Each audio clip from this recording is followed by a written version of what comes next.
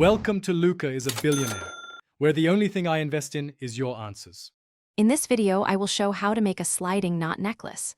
First, let's gather our supplies. You'll need a length of cord, typically around 1.5 to 2 millimeters thick and about 30 to 40 inches long.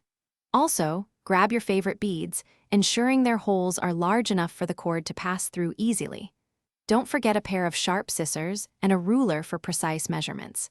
Now that you have your materials, let's start assembling. Begin by threading your desired beads onto the cord, positioning them in the center.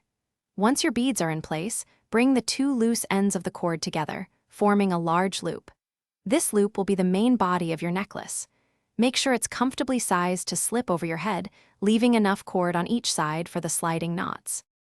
Once you have the server details, launch Gary's mod. Press the tilde key, usually located below the escape key, to open the developer console. In the console, type connect followed by the server's IP address and port number, like connect 192, 168, 127,015. Press enter, and the game will attempt to connect you to the server. You're almost done.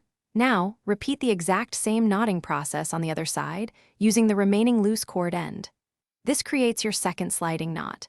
Test both knots to ensure they slide smoothly, allowing you to adjust the necklace length.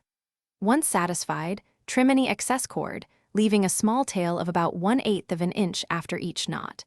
Your adjustable sliding knot necklace is now complete.